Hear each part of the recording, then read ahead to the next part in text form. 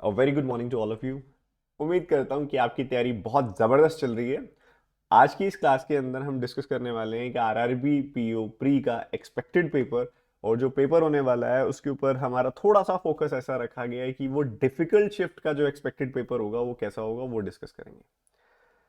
RRB PO and clerk पर ये based होगा। एंड उम्मीद करता हूँ कि आप सबकी तैयारी बेहतरीन चल रही होगी। ठीक है। काफ़ी दिन से बच्चे ये कह रहे थे कि सर आरआरबी पीओ और क्लर्क का पेपर कराया जाए। हम सब काफ़ी दिन से मेंस पढ़ रहे हैं, तो थोड़ा सा एक हमारा प्री के लिए भी एक अच्छा बूस्ट दिया जाए, तो उसके लिए आज मैं यहाँ पर हूँ। आप सभी तैयार हो जाइए और पेन पेपर रेडी रखिए। Consider it, take it as a mock test. मज़ा आने वाला है। ठीक है। सबसे पहले मैं आपको पूरा पेपर दिखाऊंगा एंड हमें उसमें कैसे प्रोसीड करना चाहिए ये बताऊंगा। ठीक है। रेडी हो जाओ, रेडी हो जाओ, सब बच्चे रेडी हो जाओ। सबसे पहले आप सब देखोगे इस पेपर के अंदर आपको दिया गया है एक बार चार्ट। ठीक है। बार चार्ट है जिसकी मिसिंग तो नहीं है, डायरेक्ट डेटा है 6000 9000, हम देख पा रहे हैं सारा डेटा। उसके बाद क्वेश्चन सिंपल लग रहे हैं। उसके बाद we have a pie chart जिसमें छोटा सा एक वेरिएबल डाला हुआ है, ज़्यादा कॉम्प्लिकेटेड नहीं है, डायरेक्ट सा ही लग रहा है, एक छोटा सा वेरिएबल है, हो जाएगा ये भी। और then we have T I जिसो बेस्ड, जो हमारी बेस लग रही है वेन डायग्राम के ऊपर। कुछ अर्थमेटिक के क्वेश्चंस हैं एंड उसके बाद हमारे पास वन लाइनर्स के अंदर क्वाड्रेटिक इक्वेशंस हैं, then we have long term, then we have simplification. So I think 10 से 12 क्वेश्चंस हैं वन लाइनर्स के। तो आइडियली हमारी जो शुरुआत होनी चाहिए वो यहाँ होनी चाहिए, यहाँ से शुरुआत होनी चाहिए। तो सब बच्चे फटाफट से इसको अच्छे से पूरी कोशिश करेंगे और इस क्वेश्चन को सिंप्लीफाई करेंगे। सबसे पहले 2x² minus 5x plus 2 equals to 0 and 3y² plus 14y minus 5 equals to 0। बहुत ही अच्छे क्वेश्चन यहाँ रखने का पूरी पूरी कोशिश की गई है, प्रयास किया गया। ठीक है। आप बस फटाफट से आंसर निकाल के दिखाइए, जल्दी जल्दी, फास्ट फास्ट फास्ट।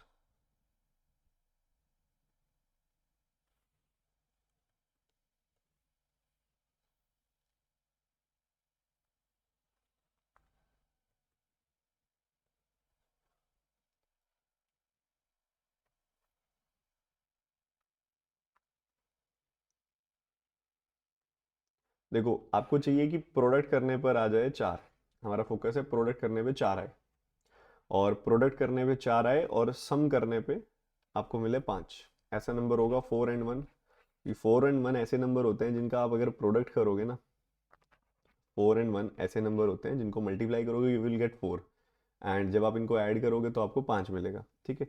ये साइन इंडिकेट कर रहा है दोनों रूट्स पॉजिटिव आने वाले हैं। जो भी इसका कॉफिशिएंट है उससे आप यहाँ डायरेक्ट मल्टीप्लाई कर दो, यू विल सी कि आपको मिल रहा है 12 और 3, क्योंकि हमने कॉफिशिएंट से बाद में तो मल्टीप्लाई करना ही है, तो आप शुरू में कर दीजिए, ज़्यादा सही रहेगा। इधर हमें प्रोडक्ट चाहिए 15 का, डिफरेंस चाहिए 14 का, तो अगेन 15 and 1, जो भी यहाँ साइन है वो छोटे वाले के पास चला जाएगा, दिस। एंड जो भी इधर का कॉफिशिएंट है उससे आप इस राइट हैंड साइड मल्टीप्लाई करेंगे ही, तो 2 से मल्टीप्लाई करके -30 एंड +2 बना दिया आपने। Now the comparison is simple. जब आप +12 को देखते हो तो वो इन दोनों से बड़ा, जब आप 3 को देखते हो तो वो भी इन दोनों से बड़ा। So both the numbers of x are greater than y, तो हमारा आंसर यहाँ पे सीधा सीधा हो जाएगा x is greater than y। उम्मीद करता हूँ आपने भी निकाल लिया होगा। किसी तरह की confusion, 3x² minus 37x plus 70 equals to 0 and 9y² minus 24y plus 7 equals to 0। करिए एक प्यारी सी कोशिश।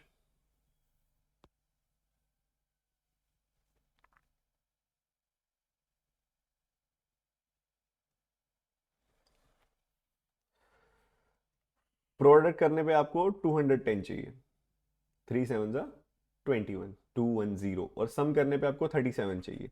सो 30 and 7 will be the numbers जिनका सम करोगे तो 37 आएगा, प्रोडक्ट करोगे तो 210 आएगा।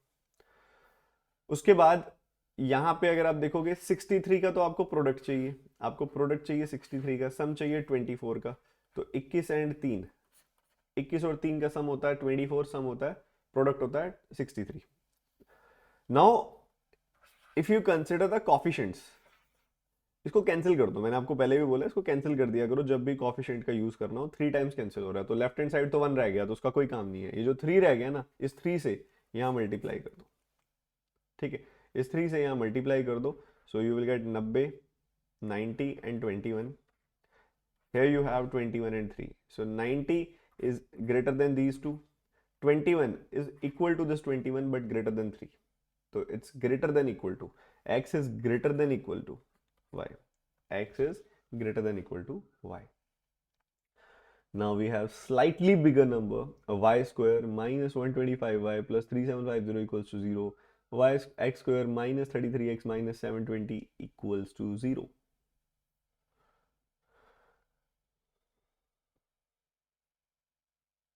It's very famous number 375. आपको बहुत बार दिखाई देता है, अलग अलग तरीके से आप इस नंबर को यूज करते हो. If you consider 3750, it's 75 into 3. You know this, that this is 75 into 5, and 75 into 3 is 225. 75 into 5, it's 375. 75 5s are 375, but if you consider a zero with it, एक zero और consider कर लें अगर आप साथ में, तो ये प्रोडक्ट में 3750 बन जाएगा.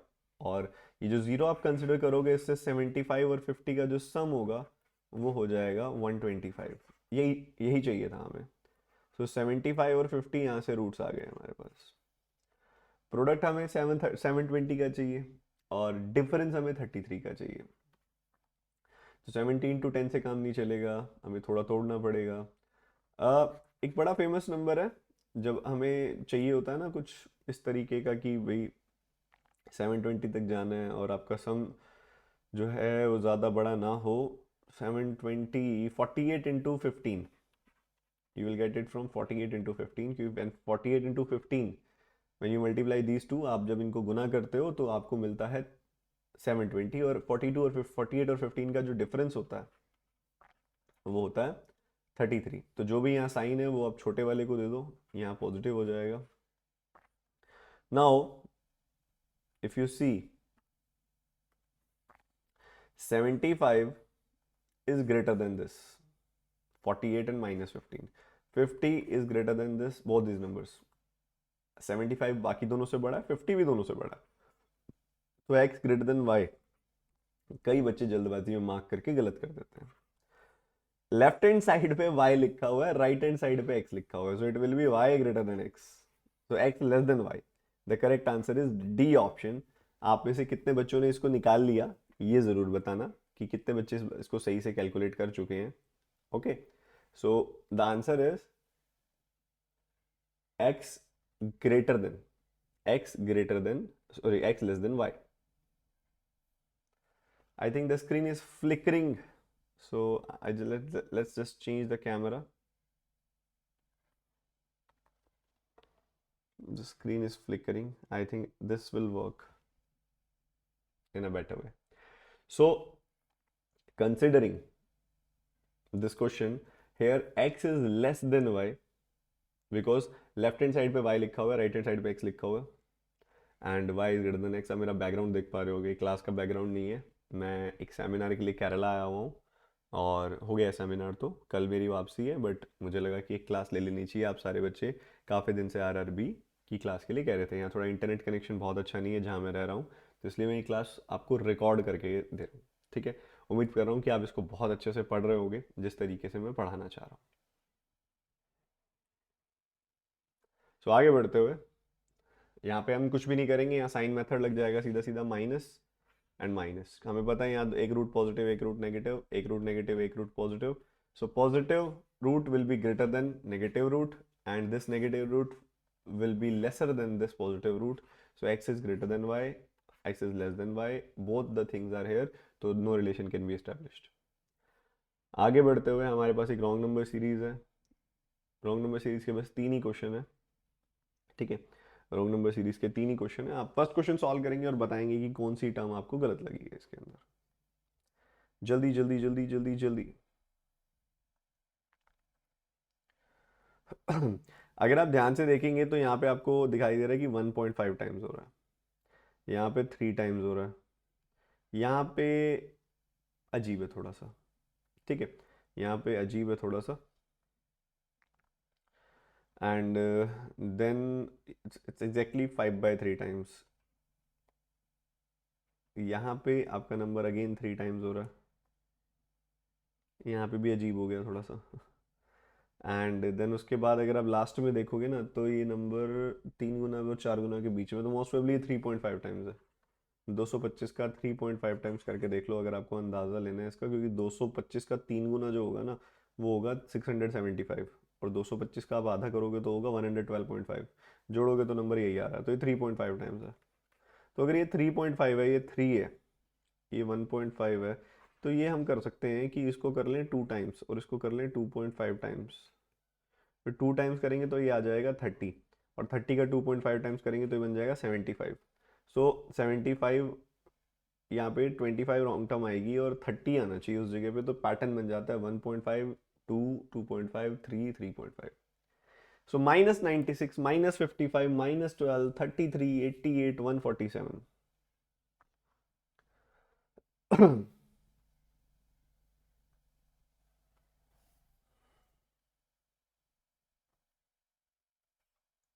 Here the gap is 41, 43,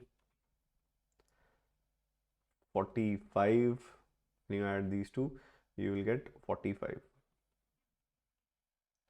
Then we have 55,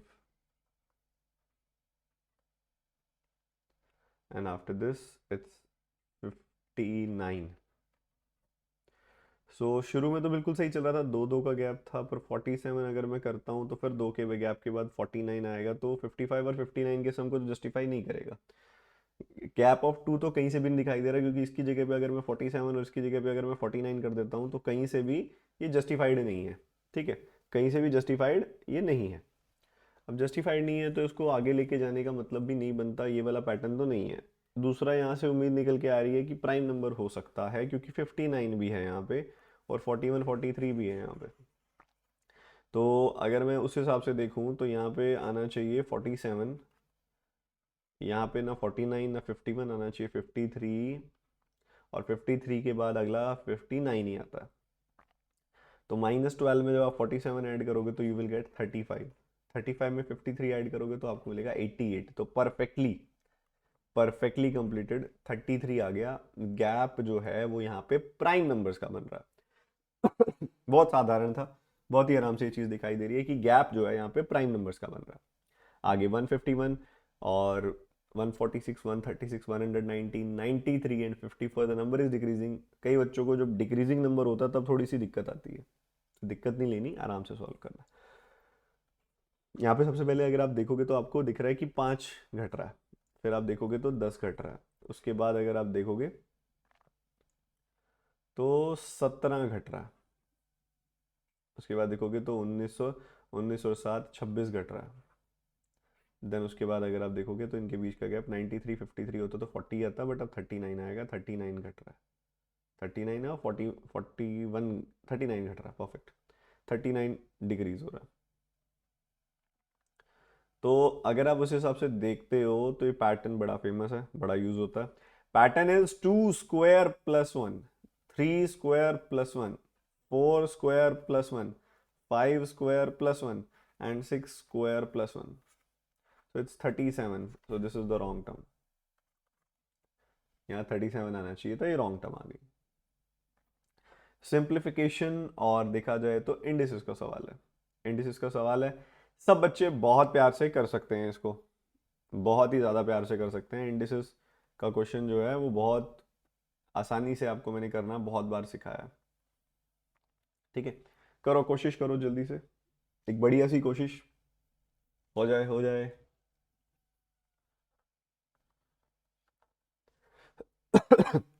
आप ना हर जगह उसको ऑलरेडी 2 की पावर लेके चलो। जैसे कि ये 8 जो होता है 2 का क्यूब होता है, तो उसको 2 की पावर 3 की पावर 5, तो इट्स 2 की power 15 basically, plus 15। Then we have a multiplication sign, तो power will be added, this is -16। Then it's a division, the sign will be of subtraction, power will be subtracted, minus करेंगे power घटाई जाएगी। 2 के square की power -5, 2 के square की power -5, तो 2 5 are 10,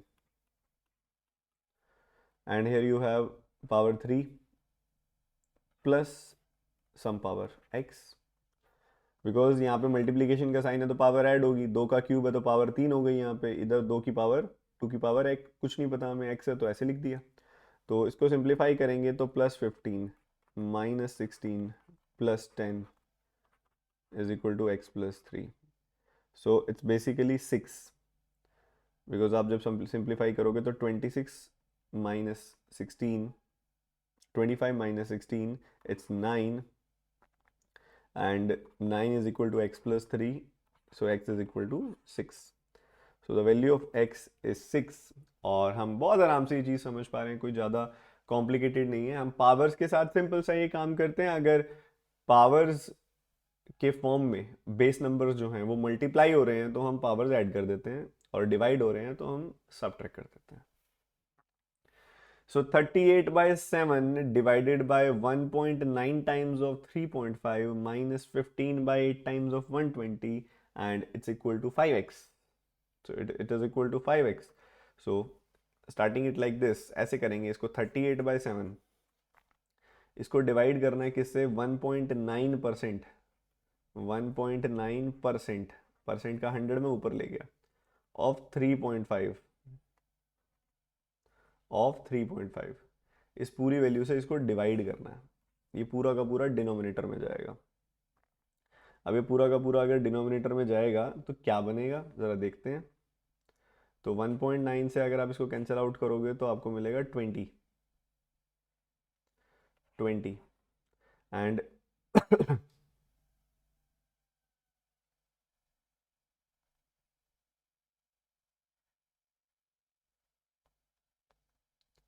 and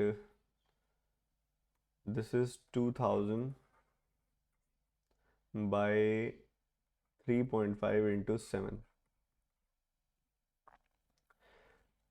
I think so this 3.5 should be in the numerator so that we get 1000, but here it's off, जो 1.9% और 3.5 को एक साथ रखने के लिए मजबूर कर रहा है। ओके, सो इसकी वजह से ये थोड़ा सा कॉम्प्लिकेट हो रहा है, बट हम ऐसे ही फॉरवर्ड करेंगे, इसको आगे बढ़ेंगे। ठीक है, 35 का 7 गुना अगर आप करोगे, क्योंकि 3.5 एंड 7 नीचे ही रहेगा, मतलब इसको आप 3.5 को न्यूमरेटर में नहीं रख सकते। क्यों नहीं रख सकते, अगर यहाँ मल्टीप्लिकेशन का साइन होता तो मैं इसको ऑब्वियसली न्यूमरेटर में रख देता, कोई दिक्कत नहीं है, क्योंकि वो 1.9% से डिवाइड हो रहा होता और इंटू 3.5 होता। बट जब उसने ऑफ यूज़ किया है बोर्ड मास के रूल के हिसाब से, BOD, हम सबसे पहले ऑफ को कंसिडर करते हैं बाकी किसी और चीज़ से पहले, चाहे वो मल्टीप्लिकेशन हो चाहे डिवीजन हो। तो ये पूरा का पूरा पोर्शन एक साथ कंसिडर किया जाएगा क्योंकि ऑफ लिखा हुआ है, और ये पूरा का पूरा पोर्शन डिनोमिनेटर में जाएगा। ठीक है, अब इसकी वजह से यहाँ पे क्या हो गया, 2000 बटे, अगर आप यहाँ पे देखोगे 3 सत्ते 21, 210 प्लस 35 245, तो 24.5 आ रही है वैल्यू। तो एरर है इस क्वेश्चन में, बट हम इसको ऐसे ही लेके चलेंगे, कोई इलाज नहीं है। 2000 डिवाइडेड बाई 24.5, 25 से काटता मैं, अगर मैं 25 से काटता तो 80 बार कटता। अब थोड़ा छोटा हो जाएगा, 80 तक नहीं जाएगी वैल्यू, बट मैं इसको एक बार अप्रॉक्सीमेटली 80 लिख रहा हूँ ताकि हम नियर बाय आंसर तक पहुँच सकें। उसके बाद 225 इज इक्वल टू 5x। अब लेफ्ट हैंड साइड नेगेटिव आ रही है क्योंकि 80 माइनस समथिंग आप कर रहे हो, तो आंसर नेगेटिव और नन ऑफ दीज ही आएगा। देखो क्वेश्चन अब एक बार तो करवा दिया मैंने क्वेश्चन ये, अब मैं इस क्वेश्चन को करेक्ट करके भी करवा देता हूँ कि मेरे को यहाँ छोटा सा एरर जो समझ आया, यहाँ मल्टीप्लीकेशन आएगा। ठीक है, तो इससे ये क्या बनेगा आप देखते हैं, 38 by 7 divided by 1.9% and then multiplied by 3.5। So ये डेसिमल से डेसिमल खत्म हो गया, 19 का 2 बार 38, 7 का 5 बार 35। सो हमारे पास आ गया 1000 minus 225, so it's 775। when divided by 5 you will get 155, that's none of these। so ये आइडियल सॉल्यूशन होना चाहिए था इसका। उसके बाद 53.33% क्या होता है, 8 by 15 62.5% into 62.5% and minus 37.5% of 400 is equal to 100। जल्दी से करेंगे एक बेहतरीन वाली कोशिश, बेहतरीन वाली कोशिश करेंगे सारे के सारे बच्चे, और निकाल के लाएंगे इस सवाल को, और अच्छे से निकाल के लाएंगे जल्दी। इसको मैं क्या बोल सकता हूं, 8 by 15 and x, then we have 5/8, मैंने सीधा फ्रैक्शन लिख दी उठा के, इससे काम आसान हो गया, ये बन गया x/3। 8 से 8 कैंसिल आउट हो गया। 3/8, 8 से कैंसिल किया, इसको कितना आ गया 50, 50 का 3 गुना आ गया 150, तो x की वैल्यू आ गई यहाँ पे 480। आगे बढ़ते हुए, आसान था वो तो, सबने कर लिया था, ज़्यादा कॉम्प्लिकेशन नहीं थी उसके अंदर। करेंगे इसको भी। अगर आपको कहीं पे भी लगता है कि सर रुको तो सही, सॉल्व करने की कोशिश तो करने दो, तो उस समय आप एक काम कर सकते हैं, आप वीडियो को पॉज कर सकते हैं और पहले सॉल्व कर सकते हैं। अगर आपको लग रहा है कि मैं आपके सॉल्व करने से पहले शुरू हो जाता हूँ सॉल्व करना, तो आप ऐसा कर सकते हैं उस केस में। सो यहाँ से आपको क्या मिलेगा, यहाँ से आपको मिलेगा 13, जो 13 का क्यूब है ये, उसको मल्टीप्लाई किया गया 15 + 21 - 23 से, ये -2, 13 13 169 हो गया डिवाइडेड बाय 52 हो जाएगा, ठीक है, डिवाइडेड बाय 52 हो जाएगा। एंड ये क्वेश्चन मार्क के बराबर आ गई वैल्यू, ये वैल्यू क्वेश्चन मार्क के बराबर आ गई। एंड ये 15 है, ये 21 है, ये -23 है, ठीक है, एंड 13 है वैल्यू। तो यहाँ पे हमें जो नंबर्स दिखाई दे रहे हैं उसको थोड़ा ध्यान से देखिएगा सारे बच्चे, पूरे फोकस के साथ। सो 15 and 21, this -2, you will get 13 into 13 divided by x is equal to 52। 13 से आप काटोगे 13 बार कटेगा, 13 से आप काटोगे 13 का 4 गुना 52 बार कटेगा। द आंसर इज 13/4, जो ऑप्शन में कहीं पे भी नहीं है। The answer will be none of these. ये तो सिंपल, सीधा और डायरेक्ट सवाल था। हमें नन ऑफ दीज कई बार एग्जामिनर दे देता है, हमें उस चीज़ के लिए मेंटली प्रिपेयर रहना है। 641 - 410, ये आपको क्या मिल रहा है, 231 मिल रहा है, और 231 11 से कट जाता होता है, ये 11 का 21 बार कट जाता है, तो ये 189 बन जाएगा। 120 मतलब ये 840 बन गई वैल्यू, और उसका सम परसेंटेज जो होगा, उसका x परसेंटेज आपको देगा 189। तो कितना परसेंटेज होगा ये, आप इसको डिवाइड करके देख लो, फ्रैक्शन से अंदाज़ा लग जाएगा कि भाई 189/840 हमें देता क्या है। 21 से कट रहा है 9 बार, ये 21 से कट रहा है 40 बार, 9/40 का मतलब होता है 22.5%। खत्म हुई बात जी, खत्म हुई बात। तो हमने वन लाइनर्स तो खत्म कर लिए सारे के सारे इस पेपर के। अब हम आगे बढ़ते हैं और इनके डीआई सेट और अर्थमेटिक सेट को देखते हैं। बट उससे आगे बढ़ने से पहले काफ़ी सारे बच्चे मुझे इस बात के लिए कह रहे थे कि सर रिकॉर्डेड कोर्स जल्दी से ले आइए आपका। तो आपके लिए फाउंडेशन कोर्सेज जो कि दो द मैथ्स हीरो हैं और उड़ान प्री डीआई कोर्स हैं वो, और साथ में मेंस के दो कुछ खास कोर्सेज आपके लिए मैं लेकर आया हूँ। ये चारों कोर्सेज का बंडल आपको एक ही साथ मिल जाएगा। Okay, so the price is ₹495 after discount, ठीक है। तो TT10 कोड का इस्तेमाल कर लेना, डिस्क्रिप्शन में लिंक है। और ये जो है आप सभी के लिए 16 नवंबर, आज के लिए वैलिड है सिर्फ, ठीक है। और इस क्लास की PDF जो है आपको टेलीग्राम चैनल में मिल जाएगी। DI को देखते हुए अगर हम आगे बढ़ें, हमारे पास जो इंफॉर्मेशन है उस हिसाब से अगर आप ध्यान से देख पा रहे हैं, तो हमारा डेटा हमें अप्रैल और मई की इंफॉर्मेशन दे रहा है, और बार चार्ट के फॉर्म में दे रहा है। कह रहा है कि the bar chart given below shows the amount saved by 5 employees from their fixed monthly salary in April and May। अप्रैल और मई में उनकी फिक्स्ड मंथली सैलरी में से कितना पैसा उन्होंने सेव कर लिया है, इस बात की इंफॉर्मेशन हमें दी जा रही है। तो ये जो 6000 है, यहाँ पे देखोगे तो ये 9000 है, इधर देखोगे तो ये 6000 और 8000 के बीच में है वैल्यू, तो मतलब 7000 है, ये 8000 है। Then we have 3000 and 6000, 4000 and 5000, 8000 and 10,000। So अप्रैल में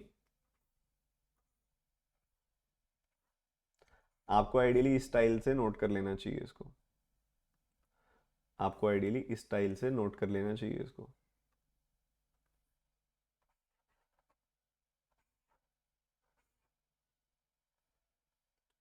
A B C D E, ई के लिए तो स्पेस ही नहीं रहा।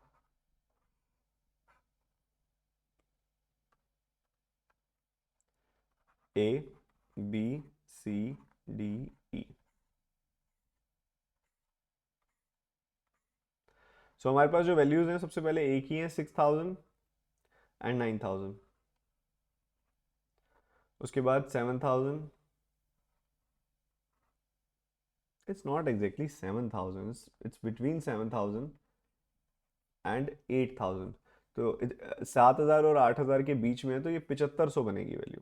ठीक है, 7500 बनेगी। मुझे थोड़ा थोड़ी फीलिंग आ रही थी कि कुछ में भी लिखा गया ऐसे कि ये लाइन के बीच में सेम बनना तो नहीं चाहिए। 7500 होगा ये। मैं बता देता हूँ क्यों, क्योंकि ये वाली लाइन है 7000 की, और 7000 और 8000 के बीच में ना 7500 है। देन उसके बाद हो गया 8000, देन हमारे पास हो गया इधर से 3000,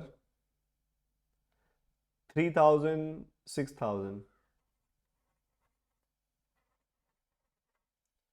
उसके बाद हो गया 4000, 5000। देन आगे बढ़ते हुए हो गया 8000, 10000। ठीक है। सो ये इन्फॉर्मेशन हमारे पास है, और ये ध्यान रखिएगा आप, ये इनकी सैलरी में से जितना पैसा इन्होंने सेव किया है, ये इस चीज़ की इन्फॉर्मेशन है कि कितना पैसा इन्होंने सेव किया है। तो आप इसको नोट डाउन करें, वीडियो को पॉज करके फटाफट से हम आगे बढ़ते हैं, और आगे अभी हमारा इसके क्वेश्चंस हैं, और ये वन ऑफ द डीआईज है हमारे पास। कुल मिला के 3 डीआई है इस पेपर में, तो सारी हम खत्म करेंगे, सिंप्लीफाई करेंगे। ठीक है, ये डेटा आप नोट कर लो फटाफट से। मैं इस डेटा की फोटो खींच लेता हूँ। ठीक है।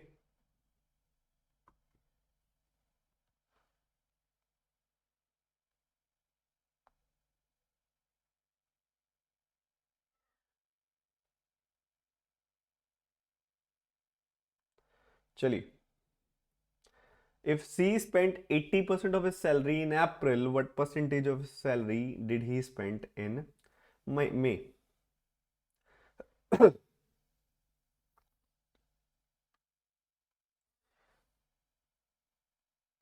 इंटरेस्टिंग है, आप कर लो कोशिश, फिर मैं बताता हूँ।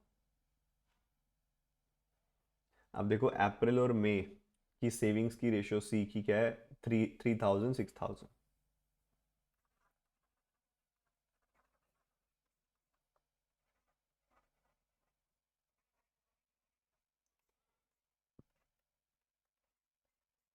सेविंग्स की रेशियो 1:2 है। ठीक है। तो अगर अप्रैल में उसने 80% खर्च कर दिया, मतलब 20% सेव कर लिया। सो ये जो वैल्यू है ये 20% के बराबर है, 20% के बराबर है, तो ये वैल्यू 40% के बराबर होगी। और यहाँ बात हो रही है प्योरली सेविंग्स की। तो पहले अगर 20% सेव हो रहा था, तो अब 40% सेव हो रहा है। और अगर 40% सेव हो रहा है, तो कितना खर्च हो रहा है? ऑब्वियसली 100% माइनस 40%, यानी कि 60% यहाँ पे खर्च हो जा रहा है। D earns 8,000 more than B. What was the difference of their expenditure in April? अगर D 8,000 रुपये ज्यादा कमाता है B से, तो बताइए डिफरेंस बिटवीन देयर एक्सपेंडिचर कितना होगा?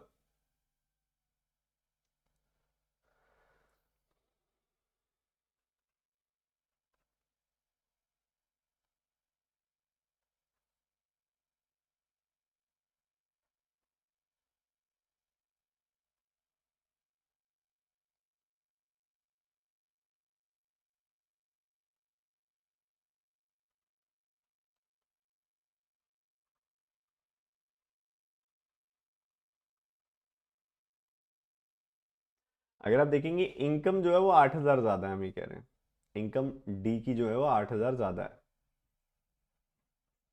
सबसे पहले 8,000 ज्यादा कमाता है वो। और अगर आप देखेंगे कि अप्रैल में बात हो रही है डी और बी के बीच में, डी 7,500 एंड 4,000 है। डी 4,000 सेव करता है, बी 7,500 सेव करता है।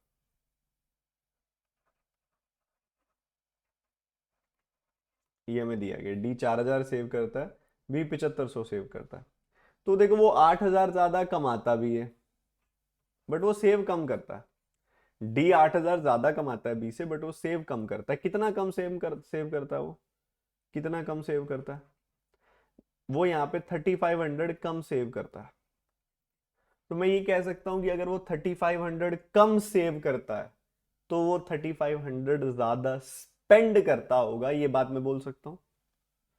3500 ज्यादा स्पेंड करता है, ये बात भी मैं बोल सकता हूँ। अगर डी बी के मुकाबले 3500 कम सेव करता है तो डी बी के मुकाबले 3500 ज्यादा स्पेंड भी करता होगा।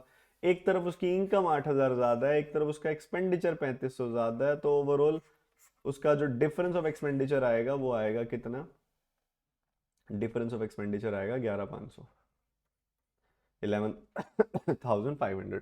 So it was a very very interesting question, very very interesting question. और जितने बच्चों को समझ नहीं आया मैं आपको उसका दूसरा तरीका बताता हूँ। आप एक काम कर सकते हो कि आप इसकी इनकम x मान लो, इसकी इनकम हो गई x प्लस 8000, ठीक है, ऐसे हो गया।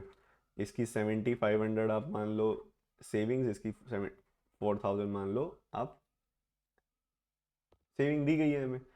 इनकम में से सेविंग घटा दोगे तो एक्सपेंडिचर पता लग जाएगा। जैसे यहाँ से एक्सपेंडिचर आ जाएगा घटाने पे x प्लस 4000 और यहाँ पे आ जाएगा x माइनस 7500, और इन दोनों वैल्यूज के बीच में डिफरेंस निकालोगे तो आपको मिलेगा 11500। बट मैंने जो लॉजिक लगाया था वो ज्यादा कूल था।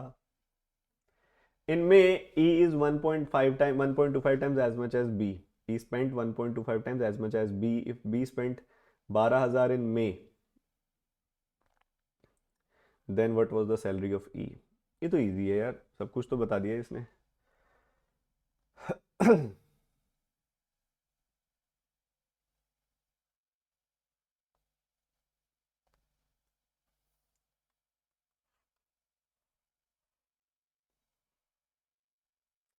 देखो हमें बताया गया है कि E spent 1.5 times 1 plus 1 by 4 यानी कि 5 by 4 times of B, ये हमें बताया गया है, दिस इज गिवन, ठीक है। ये हमारे पास गिवन है कि ये इनके एक्सपेंडिचर की रेशियो है। अगर आप सेविंग्स देखोगे इनकी, सेविंग्स इन मे स्पेसिफिकली, ई और बी की सेविंग्स इन मे, ई एंड बी की सेविंग्स इन में देखोगे ई और बी, तो 10,000 8,000 10,000 8,000 5-4 की रेशियो आ गई। सेविंग्स की रेशियो भी 5-4 की है। अब एक्सपेंडिचर की रेशियो 5-4 की है, सेविंग की रेशियो 5-4 की है, तो ऑब्वियसली इनकम की रेशियो भी इनकी 5-4 की होनी चाहिए, क्योंकि इनकम सेविंग और एक्सपेंडिचर को मिलकर ही बनता है, ठीक है। इफ बी स्पेंट 12,000 इन मे, अगर बी ने 12,000 स्पेंड किए मई के अंदर और बी ने 12,000 स्पेंड किए हैं, सेव कितने किए हैं मई के अंदर, मई के अंदर सेव किए हैं बी ने 8,000 रुपये, 8,000 रुपये सेव किए हैं, 8,000 रुपये सेव किए हैं बी ने। तो अगर बी इतना एक्सपेंडिचर कर रहा है, इतना सेव कर रहा है, तो अगर कुल मिला के देखोगे तो 20,000 उसकी आ गई सैलरी, किसकी, बी की। बी की सैलरी आ गई 20,000, तो 4 यूनिट की वैल्यू आ गई 20,000, 1 यूनिट की वैल्यू आ गई 5,000, 5 यूनिट की वैल्यू आ गई 5 गुना 5,000 यानी कि 25,000। C option is the correct answer. तो ऐसे करके इस सवाल को कर लेना चाहिए था। अच्छा था, स्लाइटली लॉजिकल था बट ये अच्छा था, इंटरेस्टिंग था, छोटी सी आइडेंटिफिकेशन थी। If C saved X% of his salary in April and X plus 15% of his salary in May, what was the amount he spent in April? अगर C ने अपनी सैलरी का X% सेव किया है अप्रैल में और X प्लस 15% सेव किया है मई में, तो उसने कितना खर्च किया है बताइए।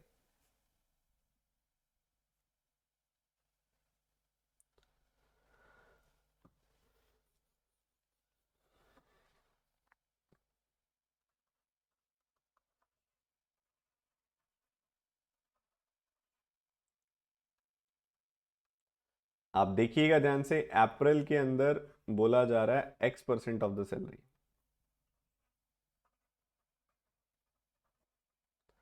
और मई के अंदर बोला जा रहा है X plus 15% of the salary. तो कितना एक्स्ट्रा सेव हुआ है भाई, अप्रैल के मुकाबले मई में 15% एक्स्ट्रा सेव हुआ है।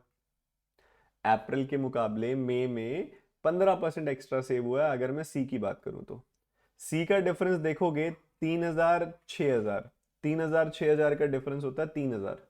तो ये 15% बता रहा है कि 3,000 के बराबर है। तो 1% की वैल्यू हो गई 200, 100% की वैल्यू हो गई 200 गुना 100 यानी कि 20,000, 20,000। तो what was the amount he spent in April, what was the amount he spent in April. तो अभी देखा हमने अप्रैल में उसने 3,000 सेव किए, 3,000 सेव किए, 20,000 टोटल है, 20,000 में से 3,000 सेव किए, मतलब 17,000 खर्च किए,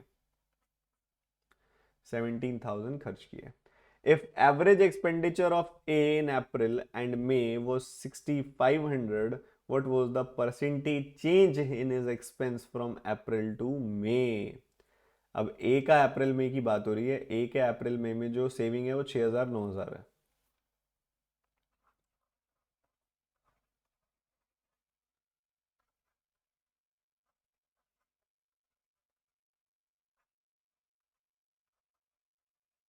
ठीक है, ये बात हम जानते हैं। तो आप देखोगे ओवरऑल तो दोनों महीनों का एवरेज एक्सपेंडिचर जो है 6,500 है, मतलब टोटल खर्चा उसने किया है 13,000 का। 2 महीनों का एवरेज है ना, तो 6,500 का डबल 13,000 का खर्चा हुआ है टोटल ओवरऑल। ठीक है। तो यहाँ पे अगर आप देखेंगे ध्यान से तो टोटल एक्सपेंडिचर अपने पास है 13,000, सेविंग यहाँ पे 3,000 से ज्यादा हो रही है। सेविंग अगर 3,000 बढ़ रही है तो ऑब्वियस सी बात है एक्सपेंडिचर 3,000 से घट रहा होगा। तो अगर आपको पता है कि आपके दोनों महीनों के एक्सपेंडिचर का जो सम है, दोनों महीनों के एक्सपेंडिचर का जो सम है वो है 13,000 और डिफरेंस है 3,000, क्योंकि अगर सेविंग 3,000 से बढ़ रही है तो एक्सपेंडिचर 3,000 से घट रहा होगा। तो अगर दोनों महीनों का सम जो है वो 13,000 है और डिफरेंस 3,000 है, तो आपको ए प्लस बी 13,000 दिया गया है और ए माइनस बी जो है वो 3,000 आप निकाल पा रहे हो। तो ए और बी की वैल्यू आ गई आपके पास 8,000 और 5,000। मतलब पहले आपका 5,000 का एक्सपेंडिचर था, अब आपका 8,000 का एक्सपेंडिचर है। ठीक है, इस तरीके से बात हमारी उल्टा लिख दिया मैंने। पहले अगर आपका 8,000 का एक्सपेंडिचर था तो अब 5,000 का एक्सपेंडिचर है। तो आपकी यहाँ पे बोला जा रहा है what was the percentage change in the expenditure from April to में।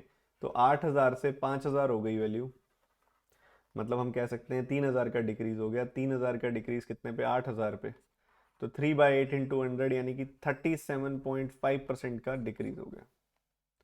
The correct answer will B D option and it was a beautiful question. बहुत ही प्यारा सवाल था। आगे बढ़ते हुए अगले डीआई सेट को आप सभी बड़े ध्यान से देखेंगे, पूरे फोकस के साथ देखेंगे, आइडेंटिफाई करेंगे कि कैसे किया जा सकता है, क्या क्या चीजें इसमें सॉल्व की जा सकती हैं। जल्दी से फिगर आउट करो और निकालो। आप पोज करके देख सकते हैं कि क्या क्या करना है हमने इसके अंदर, क्या क्या वैल्यूज निकालने वाली है।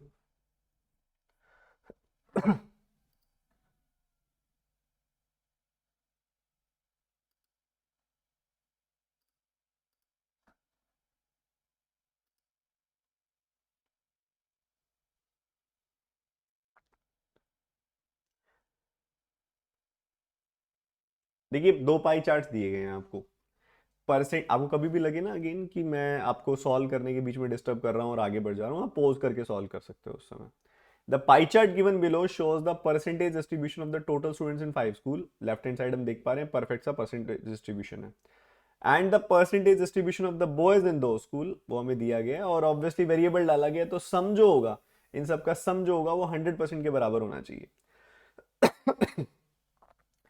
तो आप देख रहे हो ए है 2 एंड 1.5 3.5, तो ए है 3.5 हो गया ए, 2 एंड 1 3.5 प्लस 30, ये सम बैठ रहा है, इन सबको जोड़ोगे तो ये 100% के बराबर है। 3.5 ए की वैल्यू 70 है, ए की वैल्यू आ जाएगी 700/35 यानी कि 20।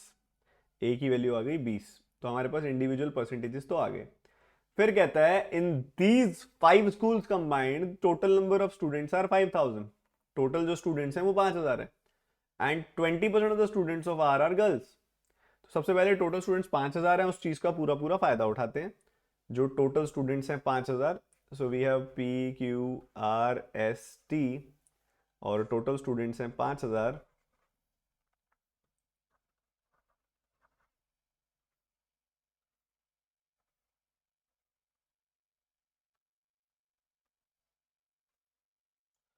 तो यहाँ पे आगे देखो 20% यानी कि 1000, 30% यानी कि 1500, 15% हो गया 15 पंजे 75, 750। देन वी हैव 10% 500 और 25% अगर हमें दिया गया 1/4 तो वो हो गया 1250। मेंशन किया जा रहा है इसमें से कि 20% of the students in are girls. R के 20% बच्चे गर्ल्स हैं, तो 150 गर्ल्स हैं, 600 यहाँ पे बॉयज हो गए, क्योंकि 20% बोला गया, 20% आएगा 150। तो 150 यहाँ पे बोल रहा है गर्ल्स हैं, बाकी जो गिवन केस है वो है बॉयज का। अब हमें यहाँ पे एक सिंपल सी चीज इसने बताई और उसका अब हम पूरा पूरा इस्तेमाल कर सकते हैं। हमारे पास परसेंटेज डिस्ट्रीब्यूशन है, ठीक है, हमारे पास परसेंटेज डिस्ट्रीब्यूशन है, बॉयज के बारे में हमारे पास डेटा है। तो 25% था, देखो ये वाली वैल्यू थी 25%, वो हमारे पास है। 1.5 यानी कि हो गया 15 दूनी 30%, ये 30% आ गई वैल्यू, ये 20% आ गई वैल्यू, ये 5% आ गई वैल्यू और ये ए के बराबर आ गई। ए कितना है 20 है, 20 के बराबर आ गई वैल्यू। तो 25 30 20 5 20, ठीक है। हमें इसने क्या दिया है, हमें इसने आर के बॉयज बता दिए। आर के बॉयज मतलब 20% की वैल्यू बता दी, 20% की वैल्यू बता दी मतलब 1/5 की वैल्यू बता दी। 1/5 की वैल्यू अगर 600 इसने बता दी तो उस हिसाब से मैं बोल पाऊंगा कि भाई टोटल जो होगा वो तो 3000 होगा। अगर 1/5 की वैल्यू 600 है तो टोटल 3000 होगा और बाकी 2000 गर्ल्स होंगी। और उन 3000 में से 25% यानी कि 1/4 यानी कि 750 बॉयज हैं। उस 3000 में से 30% यानी कि 900, ठीक है, 30% यानी कि 900 आ गए बॉयज। देन उसके बाद आ रही है वैल्यू आर की, फिर एस की वैल्यू आ रही है 5%, 5% मतलब 150। उसके बाद वैल्यू आ रही है 20%, 20% मतलब 600। तो ये सारी की सारी वैल्यूज बड़े प्यार से निकल गई। तो 1000 में से अगर 750 बॉयज हैं तो 250 गर्ल्स होने वाली हैं। 1500 में से 900 अगर बॉयज हैं तो 600 गर्ल्स होने वाली हैं। यहाँ पे बाकी डिफरेंस आएगा 350 का, और यहाँ पे आगे बढ़ते हुए हम 650 तक पहुंच जाएंगे। तो चलिए जी, बहुत प्यारी इंफॉर्मेशन आप सबने निकाल भी ली। उम्मीद करता हूँ आप सबको बहुत प्यार से समझ भी आई है। एक्सपेक्टेशन तो रख सकता हूँ ना, कि नहीं? चलिए, आप सबने ये नोट डाउन कर लिया, पोज करके आप नोट कर सकते हैं। मैं फोटो क्लिक कर लेता हूँ इसकी एक बार। मैंने इसकी फोटो क्लिक कर ली है। चलिए आगे बढ़ते हैं, और पहला सवाल आप सभी का बहुत ही प्यार से इंतजार करते हुए, find the percentage of girls in school T. School T में परसेंटेज ऑफ गर्ल्स कितना हो गया? तो 650 गर्ल्स हैं जी, उसमें से 1250 टोटल है, तो ये परसेंटेज आप निकाल दीजिए। 25 से काटना पड़ेगा, 25 से 4 बार कटेगा, 25 से 5 बार कटेगा, 5 से 13 बार कटेगा, तो 13 4 52% हमारा आंसर आ गया। सबका निकल गया होगा, डायरेक्ट क्वेश्चन था। How many more girls should join R so that both P and R have same percentage of boys? तो यहाँ पे हमें चाहिए कि same both P and R have same percentage of boys. अगर आप पी में करंटली देखोगे तो पी में करंटली 3:1 की रेशियो है बॉयज और गर्ल्स की, मतलब 75% बॉयज हैं। ये चाह रहे हैं आर के अंदर भी 75% बॉयज हो जाए,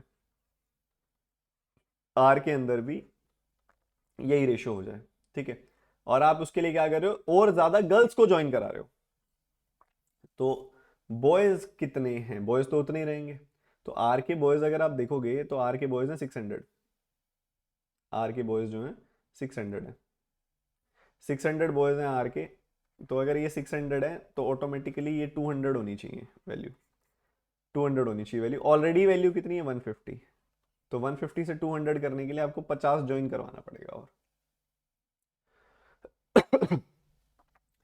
From school Q, 1/3 of the boys and 75% of the girls participated in an event. What percentage of students from school Q did not participate in the event? ये मेंशन किया गया है, स्कूल क्यू से इतने प्रतिशत boys इतने participate कर रहे हैं इवेंट में, what percentage of the did not participate. तो इजी क्वेश्चन है, जल्दी बता दो। देखो बॉयज एंड गर्ल्स की वैल्यू जो है क्यू में 900 और 600 है, टोटल हो गए 1500। ठीक है, टोटल 1500 हो गए। अगर 1/3 बॉयज पार्टिसिपेट, हमसे पूछा गया है कितने पार्टिसिपेट नहीं कर रहे हैं, तो 300 अगर पार्टिसिपेट कर रहे हैं तो 600 नहीं कर रहे हैं। 75% अगर पार्टिसिपेट कर रहे हैं तो 25% नहीं कर रहे हैं। तो 750 एक्चुअल में पार्टिसिपेट कर रहे हैं, नहीं कर रहे हैं आउट ऑफ 1500। तो आधे पार्टिसिपेट नहीं कर रहे हैं, आधे पार्टिसिपेट कर रहे हैं। तो 50% पार्टिसिपेट नहीं कर रहे हैं, 50% कर रहे हैं।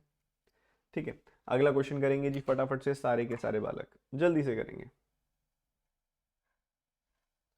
फटाफट नेक्स्ट क्वेश्चन करेंगे सब बच्चे।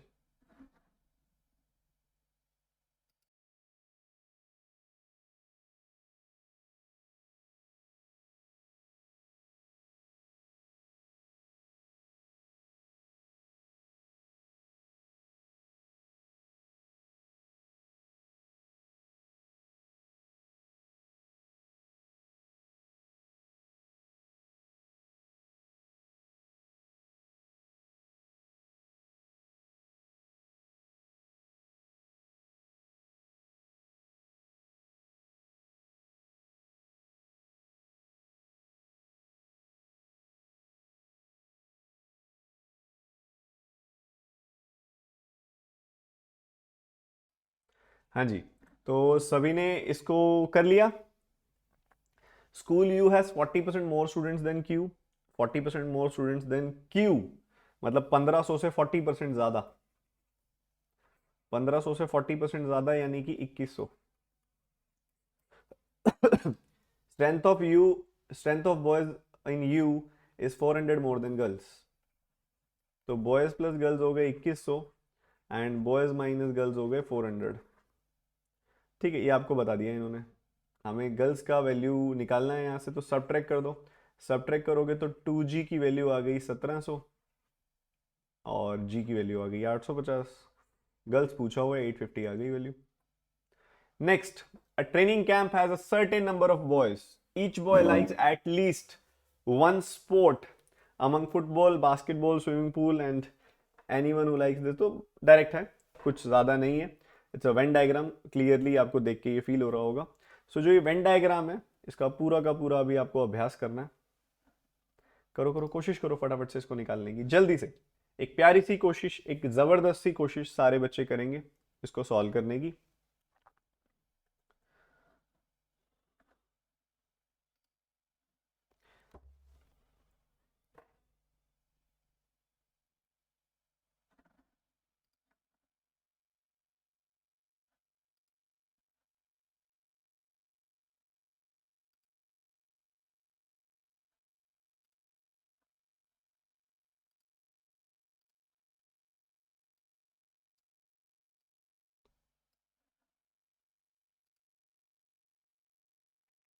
आप लोग सब पोज करके कोशिश कर चुके होंगे, मैं ये उम्मीद रख रहा हूँ। अभी हम शुरू करते हैं और एक बार देखते हैं कि क्या क्या डेटा दिया गया और इसको कैसे कैसे सिंप्लीफाई किया जा सकता है। ठीक है, फोकस के साथ प्लीज सारे बच्चे बहुत ध्यान से समझेंगे क्या क्या इंफॉर्मेशन है। एक ट्रेनिंग कैंप है जिसमें कुछ बॉयज पार्टिसिपेट कर रहे हैं। Has a certain number of boys, each boy likes at least one sport among football, basketball and swimming.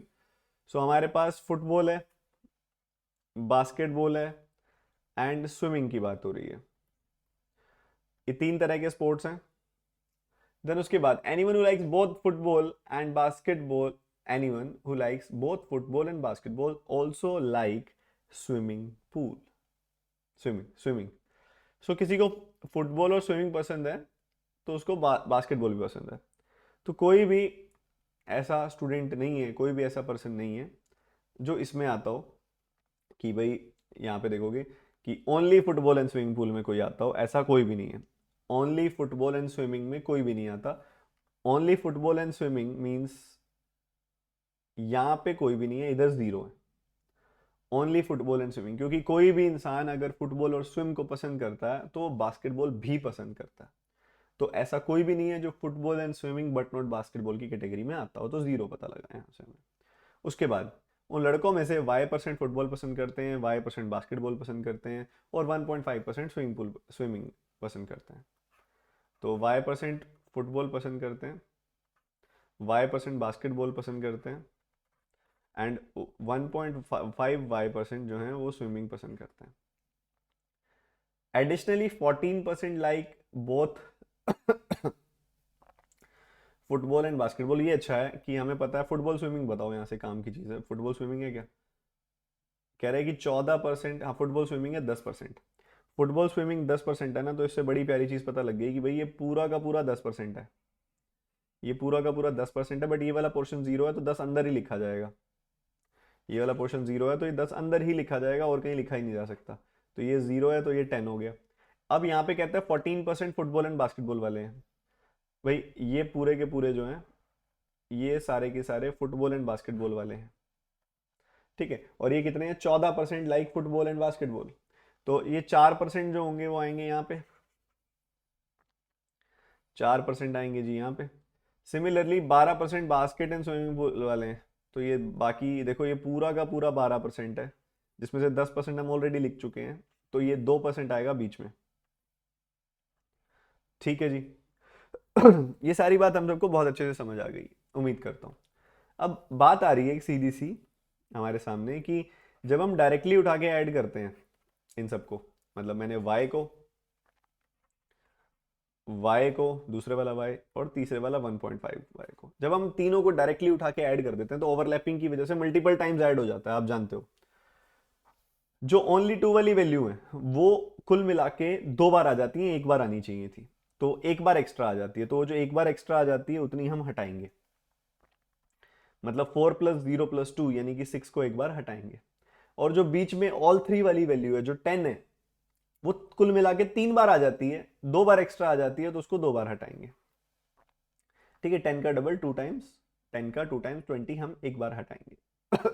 10 and 10 हटा देंगे, 3 बार आ गया था, 1 ही बार चाहिए होता है हमें। तो ये एक्चुअल में होना चाहिए 100% के बराबर, ठीक है। ये बात है सीधी सी। तो ये आ गई वैल्यू 126 राइट हैंड साइड लेके गए तो, और ये आ गई 3.5 यानी कि 7y/2। 7 से काटा, 18 बार कटा, 18 दूनी 36, y की वैल्यू आ गई 36। y की वैल्यू 36 आ गई। अब y की वैल्यू 36 आ गई तो बस पुट करते जाओ और निकालते जाओ। y की वैल्यू 36 आ गई है तो ये पूरा का पूरा होगा 36%। ये पूरा का पूरा हो जाएगा 36%। ये भी हो गया 36%। और ये हो गया 36 का 1.5 टाइम्स, तो 36 + 18 54%।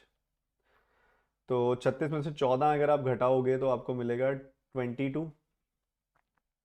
और 54 में से 12 घटाओगे तो आपको मिलेगा 42। और 36 में से अगर आप 16 घटाओगे तो आपको मिलेगा 20। सो ये इन्फॉर्मेशन आपकी हो गई सेटअप।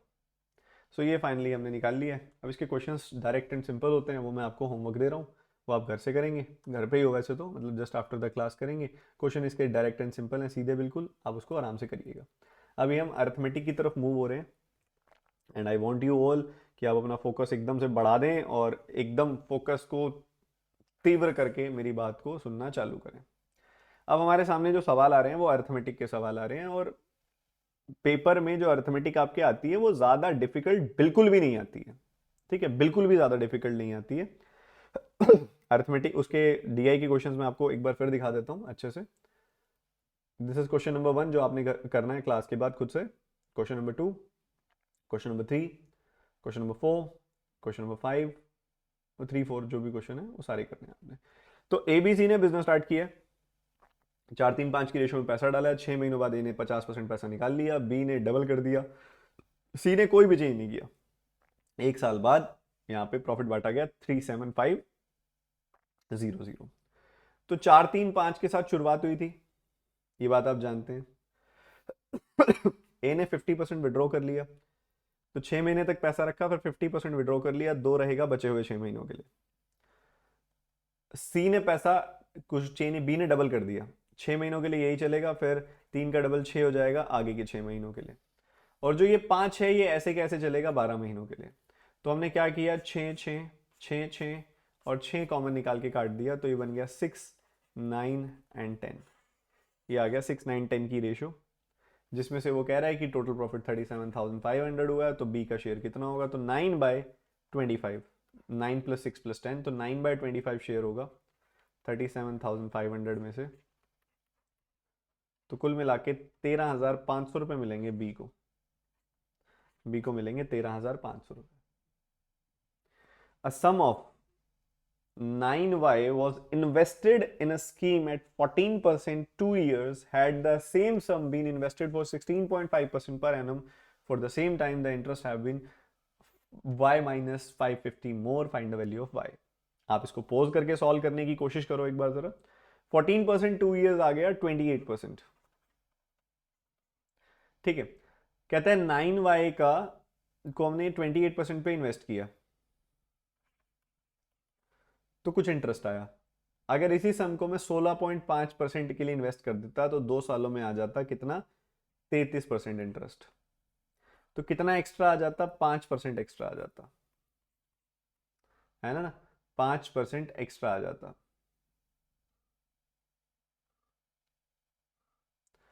अब ये जो 5% एक्स्ट्रा है उसके बारे में कुछ कुछ बात की जा रही है, कुछ कुछ रिलेशन बताया जा रहा है। अब ये रिलेशन जो बताया जा रहा है वो क्या है, y माइनस 550 मोर। अब ये जो y माइनस 550 मोर है ये डिफरेंस इंडिकेट कर रहा है आपको। क्या इंडिकेट कर रहा है, ये इंडिकेट कर रहा है जो डिफरेंस है दोनों इंटरेस्ट के बीच में। ठीक है, मैं यहाँ पे आ जाता हूँ, स्पेस बन जाएगा। तो दोनों के बीच में जो डिफरेंस है वो है 5% ऑफ 9y, बट एक्चुअली जो डिफरेंस है वो है y माइनस 550। ठीक है, तो सिंप्लीफाई कर दो इसको, 9y/20 is equal to y minus 550। 9y is equal to 20y minus 20y, और 55 का डबल हो गया 110, 11,000। So 11y is equal to 11,000, so y is equal to 1,000। ऐसे करके इस सवाल को ख़त्म किया जा सकता था बड़े आराम से, क्योंकि जो मोर वर्ड है ना ये बोल रहा है भाई डिफरेंस इतना है, और डिफरेंस आपके सामने है कि एक तरफ 28% का इंटरेस्ट आ रहा है, एक तरफ 33% का इंटरेस्ट आ रहा है, तो डिफरेंस तो 5% का होगा। आपकी बेस वैल्यू सेम है, आपका प्रिंसिपल सेम है, उसने मेंशन किया, तो 5% of 9y is equal to y minus 550। An article when sold for 2 successive discounts of 25%, 10% give 20 less profit when it is sold for single discount, that's 35%. If marked 60% above the cost price, find the, देखो अब आप, मैं उम्मीद करता हूं कि आपने इतनी पढ़ाई कर ली है कि जब आपको पता होगा कि जब 2 सक्सेसिव डिस्काउंट्स 25% और 10% के दिए जाएंगे तो ओवरऑल डिस्काउंट जो होगा वो होगा 32.5%। ठीक है, देखो 25 का डिस्काउंट, 10 का डिस्काउंट, फिर इन दोनों का प्रोडक्ट बाय 100, ओवरऑल डिस्काउंट होगा -35 प्लस 2.5, यानी कि ओवरऑल हो गई वैल्यू -32.5। तो एक तरफ 32.5% का डिस्काउंट हो रहा है, एक तरफ 35% का डिस्काउंट हो रहा है, डिफरेंस कितना आ रहा है 2.5% का, 2.5% का डिफरेंस आ रहा है। ये जो 2.5% का डिफरेंस है ऑब्वियसली डिस्काउंट परसेंटेज है तो मार्क प्राइस का ही होगा। तो जो डिफरेंस आ रहा है वो आ रहा है MP/40, क्योंकि 2.5% ऑफ MP मतलब MP/40। अगर दोनों केसेस के कंपैरिजन में 20 रुपए कम प्रॉफिट हो रहा है, मतलब ऑब्वियसली 20 रुपए अगर प्रॉफिट का डिफरेंस है तो 20 रुपए डिस्काउंट का भी डिफरेंस होगा, क्योंकि अगर आप 20 रुपए डिस्काउंट बढ़ाओगे तो 20 रुपए प्रॉफिट घट जाएगा, अगर 20 रुपए डिस्काउंट घटाओगे तो 20 रुपए प्रॉफिट बढ़ जाएगा। तो ये 20 रुपए जो है बेसिकली डिफरेंस है दोनों तरफ के डिस्काउंट का। तो इधर से हमें पता चला कि हमारा जो मार्क प्राइस है वो आ गया 800। हमें कॉस्ट प्राइस बताना है। देखो 60% अबव मार्क किया गया, 5 की चीज 3 ऊपर यानी कि 8 बना दी गई है। तो इस 8 यूनिट का मतलब अगर 800 है तो 5 यूनिट का मतलब हो जाएगा 500, तो 500 हमारा कॉस्ट प्राइस आ जाएगा। I think it was easy और ज्यादातर सवाल दिमाग में ही हो रहा था। A class has a total of n students and their average weight is 48 kg. If 12 students gain 4 kg each, the average weight of the class will become 50 kg. What is the average weight of the class if n minus 8 students gain an average of 18 kg? सबसे जरूरी बात समझने वाली इसके अंदर कि आपको n की वैल्यू निकालनी पड़ेगी, उसके बाद जाके चीजें आसान हो जाएंगी अपने आप। तो पहले जो एवरेज वेट था वो 48 था, अब एवरेज वेट हो गया 50। एवरेज कितना बढ़ गया जी? एवरेज 2 बढ़ गया। हम कह सकते हैं ये बात बड़े प्यार से कि एवरेज जो है वो 2 से इंक्रीज हो चुका है। एवरेज अगर 2 से इंक्रीज हो चुका है, लोग कितने हैं? लोग कितने हैं? 12 लोग, सॉरी 12 लोग, तो लोगों का तो गेन हुआ है ना 4 किलो, तो 12 लोगों का ये 4 किलो गेन हुआ है, ठीक है। बट वो बात अलग है, वो बात अलग है, बट टोटल लोग कितने? n। तो अगर एवरेज 2 से बढ़ गया तो सम जो है वो 2n से बढ़ना चाहिए, पर सम कितने से बढ़ा है भाई? 12 लोगों ने 4-4 किलो अपना गेन कर लिया, तो 48 केजी से 12 इंटू 4 48 केजी से आपका सम बढ़ा है। तो यहां से मुझे n24 पता लग गया, और 24 माइनस 8 होता है 16। तो अब सवाल आता है कि अगर अगर 16 स्टूडेंट्स ऐसे हैं जो गेन कर लें एन एवरेज ऑफ 18 केजी, तो उससे अब क्या फर्क पड़ने वाला है? उससे क्या फर्क पड़ने वाला है अगर 16 स्टूडेंट अपना एवरेज वेट गेन कर लें इतना? तो बेटा सम कितना बढ़ेगा? 18 इंटू 16 से सम बढ़ जाएगा, ठीक है। 18 इंटू 16 से सम बढ़ जाएगा, और अगर आप देखेंगे 18 स्टूडेंट्स की 18 किलो बढ़ रहा है। What will be the average weight of the class if 16 students gain an average of 18 KG? Okay, इसको किसी फास्टर तरीके से करने की कोशिश करें अगर,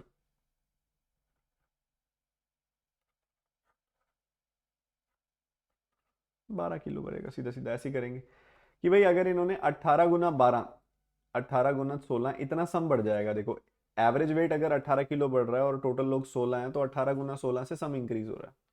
और जब ये पूरा का पूरा 24 लोगों में बटेगा एक्स्ट्रा, तो 12 किलो, 12 किलो सबके हिस्से में आएगा, मतलब एवरेज 12 किलो से बढ़ेगा। पहले एवरेज 48 था, अब 12 से बढ़ेगा तो 60 हो जाएगा। Simple. A mixture of milk water contains m liters of milk. First, m liters of sugar syrup are added, after which milk becomes 25% of the milk. What percentage of the obtained mixture should be replaced with milk so that the final mixture contain 40% milk? चलिए जी, करेंगे फटाफट से और मुझे answer बताएंगे।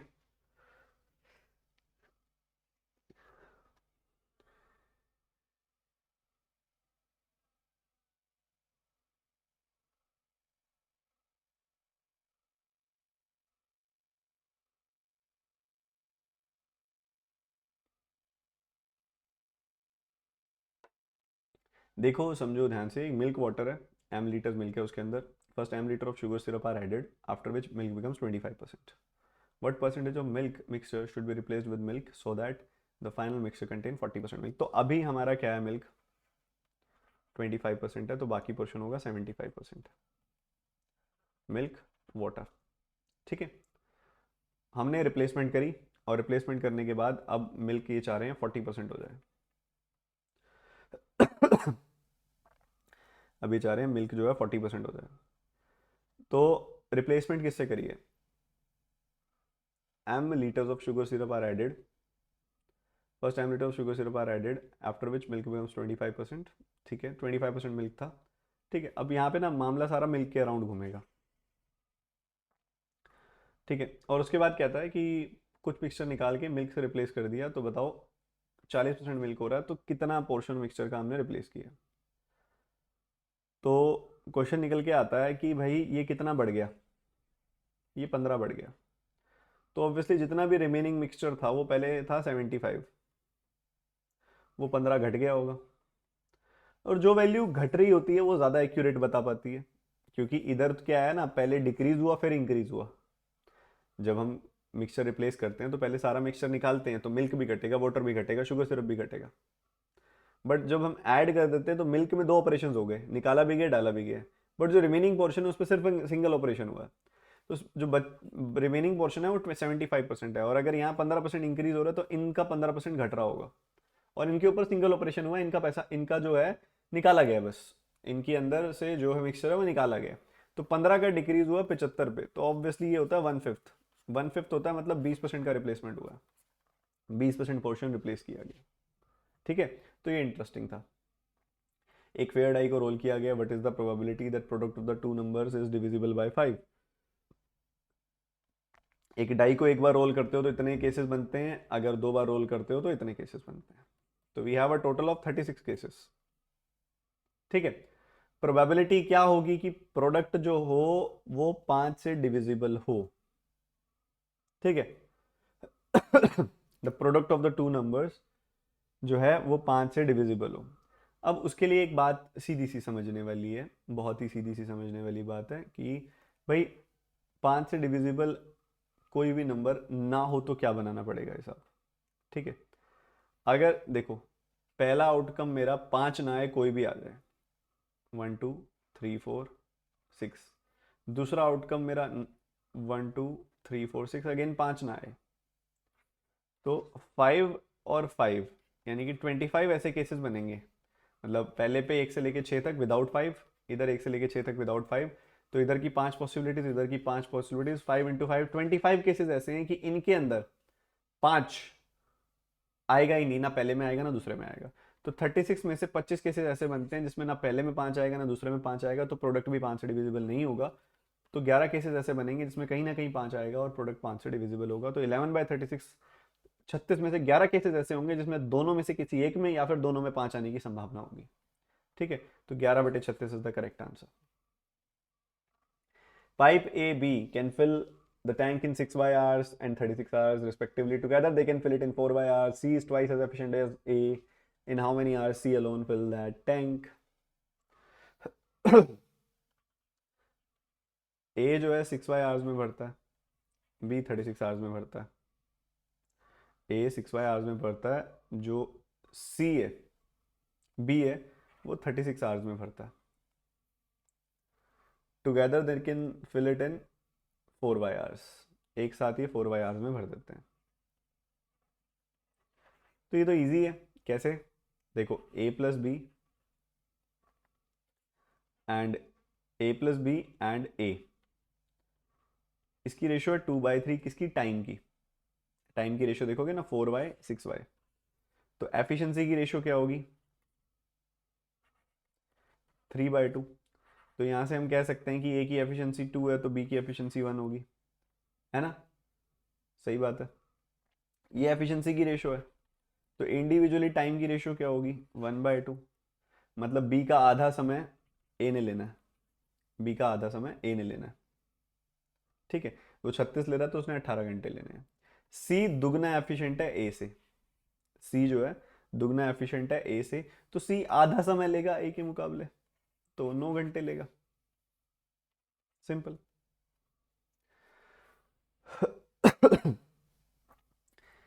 ए bike moving, we have roughly 5-6 questions left.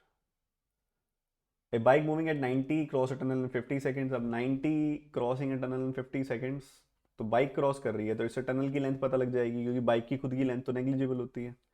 90 का मतलब हो गया, अगर आप इसको किलोमीटर पर आवर में चेंज करते हो तो ये हो गया 25 मीटर पर सेकेंड। तो 25 मीटर पर सेकेंड की स्पीड से 25 मीटर पर सेकेंड की स्पीड से अगर आप देखेंगे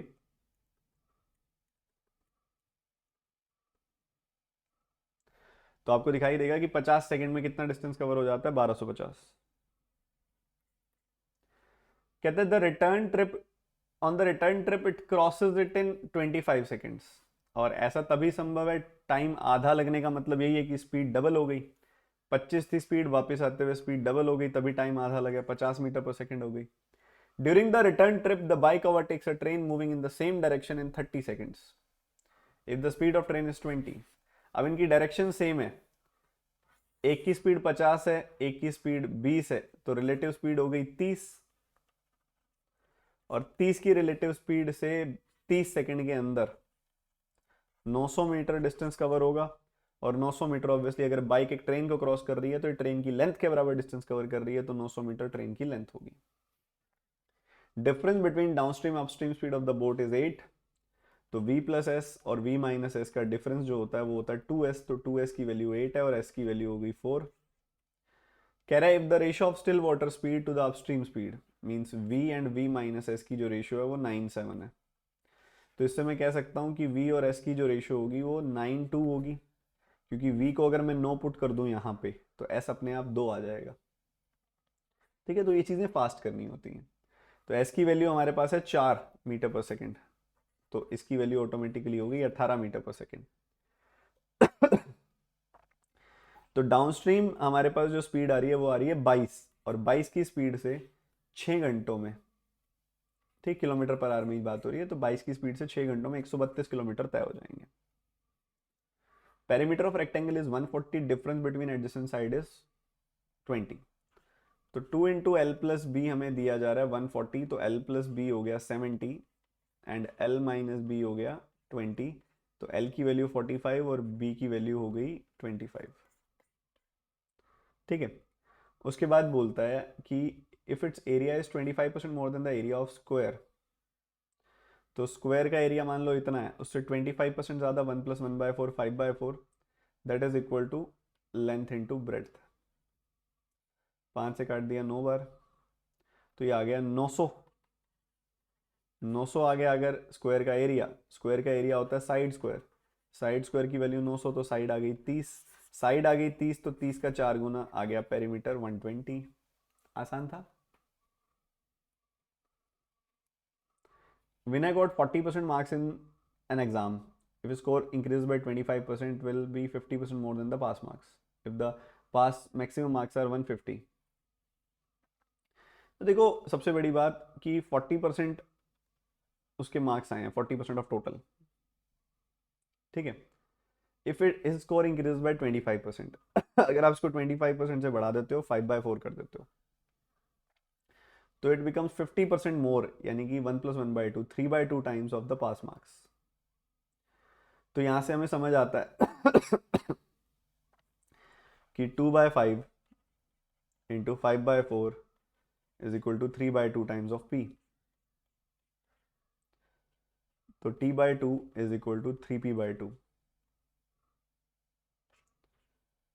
तो पास मार्क्स जो है बेसिकली वो टोटल मार्क्स का 1/3 है।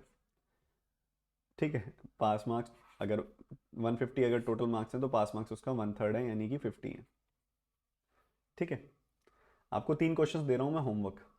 ठीक है, ये आपका एपी पर बेस्ड क्वेश्चन है, जिसमें 3 नंबर एपी में average of the 2 smallest is 27 less than the largest, sum of the 3 numbers is, तो इसको आप डायरेक्टली ए प्लस डी और a + 2d करके कर सकते हो। ठीक है, और उससे आपके रिलेशन निकल जाएंगे, 3a + 3d की वैल्यू पता लग जाएगी, a + d की वैल्यू पता लग जाएगी। ठीक है, आप इसको कोशिश करो। From a group of k girls and 3k boys, from a group k girls and 3k boys leave, but still the percentage of girls remains the same as before, then boys increases by x%, causing the number of students by go up। बहुत simple सा question है, ध्यान से करना, और एक simple सा edges based सवाल। ठीक है, डायरेक्ट। तो ये 3 क्वेश्चन आपके होमवर्क हैं, मिलते हैं नेक्स्ट क्लास में। उम्मीद करता हूँ आपको बहुत अच्छे से सब समझ आया होगा। पीडीएफ मैं आपके टेलीग्राम चैनल में शेयर कर दूंगा, ये आपका टेलीग्राम चैनल है, इसका लिंक भी आपको डिस्क्रिप्शन में मिल जाएगा। ठीक है, so bye, take care and God bless you, ध्यान रखिए अपना।